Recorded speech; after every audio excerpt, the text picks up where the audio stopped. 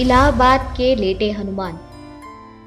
विविध जनश्रुतियों एवं कपोल कल्पित तथा मनगढ़ंत कथाओं के आधार पर नित नई कहानियां खड़ी होती रहती है। इनमें से कुछ तो सत्य होती है, किंतु कुछ का तो कोई आधार ही नहीं होता।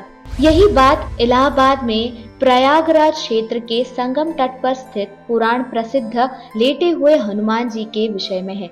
नमस्कार दोस्तों, स्वागत है आप सभी का हमारे चैनल धार्मिक ज्ञान में, जिसमें हम सभी धर्मों की बहुत सारी रोचक और अलौकिक धार्मिक जानकारियाँ आप सभी तक बहुत ही अनोखे और मनमोहक तरीके से पहुंचाते हैं, जो आपको कहीं और नहीं मिलेंगी। इसीलिए हमारे चैनल को अभी सब्सक्राइब करें और इस वीडियो को आखिर तक जरूर देखें। तो दोस्तों, आइए शुरू करते हैं। ये मंदिर धरती का एकमात्र मंदिर है जिसका विवरण पुराणों में विशुद्ध रूप से प्राप्त होता है। यही एकमात्र ऐसा मंदिर है जहां हनुमान जी के लेटे हुए रूप का विवरण मिलता है। अब आजकल तो अनेक मंदिर बन गए हैं जहां हनुमान जी को लेटा हुआ दर्शाया गया है। संभवत महाराष्ट्र के औरंगाबाद के समीप मैसमिल में बना लेटे हुए हनुमान जी का विशाल मंदिर भी इस श्रेणी में आता है। अस्तु जो भी हो, पुराणों में एक ही लेटे हुए हनुमान जी के मंदिर का विवरण प्राप्त होता है और वह प्रयाग क्षेत्र के संगम तट पर स्थित इलाहाबाद के बड़े हनुमान जी का मंदिर है। जो प्रचलित कथा इस लेटे हुए हनुमान जी के मंदिर के विषय में प्राप्त होती है वह ये है कि एक बार एक व्यापारी हनुमान जी की भव्य मूर्ति लेकर जल मार्ग से चला आ रहा था। वह हनुमान जी का परम भक्त था। जब वह अपनी नाव लिए प्रयाग के समीप पहुंचा तो उसकी नाव धीरे धीरे भारी होने लगी तथा संगम के नजदीक पहुंचकर यमुना जी के जल में डूब गई। कालांतर में कुछ समय बाद जब यमुना जी के जल की धारा ने कुछ राह बदली तो वो मूर्ति दिखाई पड़ी।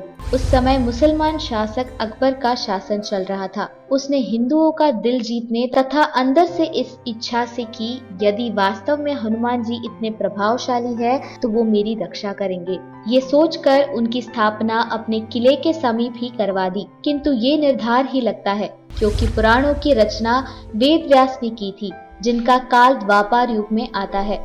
इसके विपरीत अकबर का शासन 14वीं शताब्दी में आता है। अकबर के शासन के बहुत पहले पुराणों की रचना हो चुकी थी। अतः ये कथा अवश्य ही कपोल कल्पित मनगढ़ंत एक समुदाय विशेष के तुष्टिकरण या मायावी जाल ही हो सकता है। जो सबसे ज्यादा तार्किक, प्रामाणिक एवं प्रासंगिक कथा इसके विषय में जनश्रुतियों के आधार पर प्राप्त है तो ये है कि रामावतार में अर्थात त्रेता युग में जब हनुमान जी अपने गुरु सूर्य देव से अपनी शिक्षा और दीक्षा पूरी करके विदा होते समय गुरु दक्षिणा की बात चली।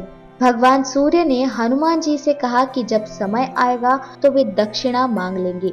हनुमान जी मान गए, किंतु फिर भी तत्काल में हनुमान जी के बहुत जोर देने पर भगवान सूर्य ने कहा कि मेरे वंश में अवतरित अयोध्या के राजा दशरथ के पुत्र राम अपने भाई लक्ष्मण एवं पत्नी सीता के साथ प्रारब्ध के भोग के कारण वनवास को प्राप्त हुए हैं। वन में उन्हें कोई कठिनाई न हो या कोई राक्षस उनको कष्ट न पहुंचाए, इसका ध्यान रखना। सूर्य देव की बात सुनकर हनुमान जी अयोध्या की तरफ प्रस्थान हो गए।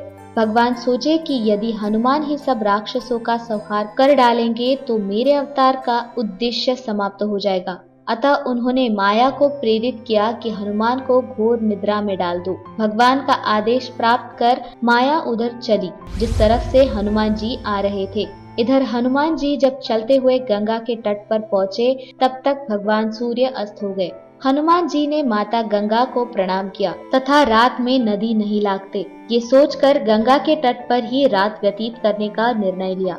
हनुमान जी के हृदय में अपने गुरु की आज्ञा पालन का संदेश घुमड़ रहा था, अतः उन्हें नींद भी नहीं आ रही थी। अतः वह आसन लगाकर ध्यानस्थ हो विचार मग्न हो गए।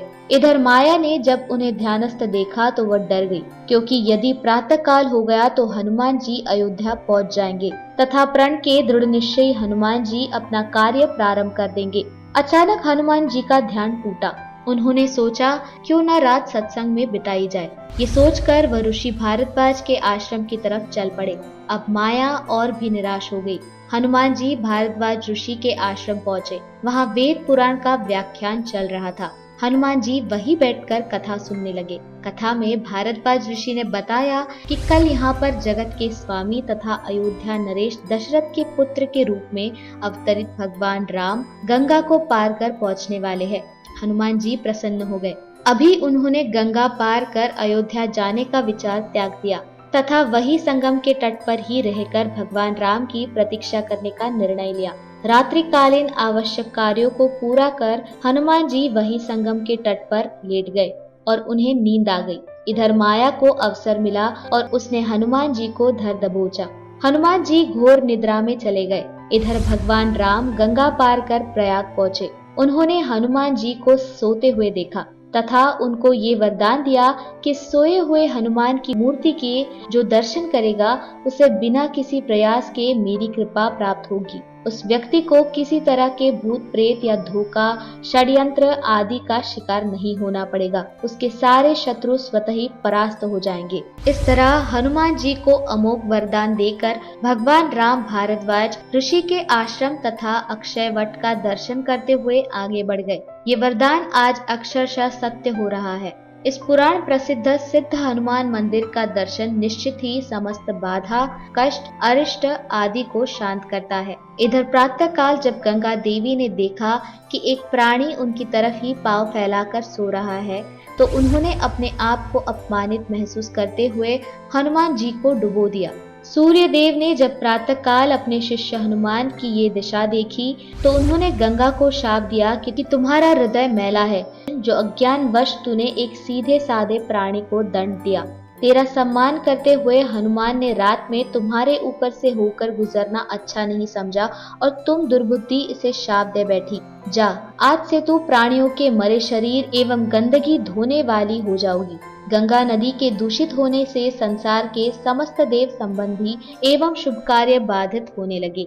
तब समस्त देवताओं ने मिलकर भगवान सूर्य देव की पूजा अर्चना की। तब भगवान सूर्य देव ने कहा कि जा गंगे, तेरे जल के ऊपर मेरी किरणों के पड़ते ही तुम्हारे जल की पवित्रता बढ़ जाएगी तथा तुम्हारे जल से मेरा किया गया स्तवन पूजन कोटि गुना फल देने वाला होगा। भगवान सूर्य के कहने पर गंगा ने कहा कि हनुमान चतुर्मास व्यतीत होते ही पुनः भगवान राम की सेवा में उपस्थित हो जाएंगे। तब तक हनुमान जी किष्किंधा पर्वत पर सुग्रीव की सेना में लगे रहे। चतुर्मास बीतने पर भगवान राम सीता की खोज करते हुए किष्किंधा पर्वत पर पहुँचे। वहां पर उनकी मुलाकात भगवान राम से हुई। कालांतर में जब मुगल शासन के दौरान अकबर के समय में जब बादशाह अकबर ने उस सिद्ध तपोभूमि को अपने किले के रूप में परिवर्तित करना प्रारंभ किया, तब उसके दीवार की ही सिद्ध में सोए हुए हनुमान का मंदिर पड़ गया। उसने तत्कालीन हिंदू धर्म गुरु एवं पंडितों को रुपए पैसे का लोभ देकर तथा डरा धमकाकर उस सोए हनुमान जी के मंदिर को अन्यत्र स्थापित करवाने के लिए राजी किया। हनुमान जी के मूर्ति की खुदाई होने लगी। जब सचमुच मूर्ति की खुदाई नीचे से कर ली गई, तब उसे उठाया जाने लगा। जब लगातार कोशिश के बावजूद भी मूर्ति नहीं उठी, तब उसे भारी सामान उठाने वाली मशीन से उठाने की कोशिश की जाने लगी।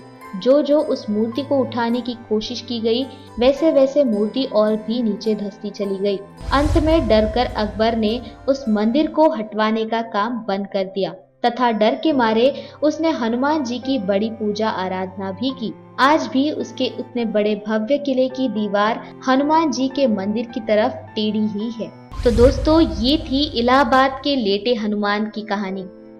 दोस्तों, आपको ये वीडियो कैसी लगी, ये आप हमें कमेंट सेक्शन के माध्यम से जरूर बताएं। दोस्तों, मिलते हैं अगले वीडियो में ऐसे ही एक रोचक कहानी के साथ। दोस्तों, सब्सक्राइब करें हमारे चैनल धार्मिक ज्ञान को और बेल आइकन को दबाएं रोचक और अलौकिक जानकारियों से जुड़ी वीडियो सबसे पहले देखने के लिए।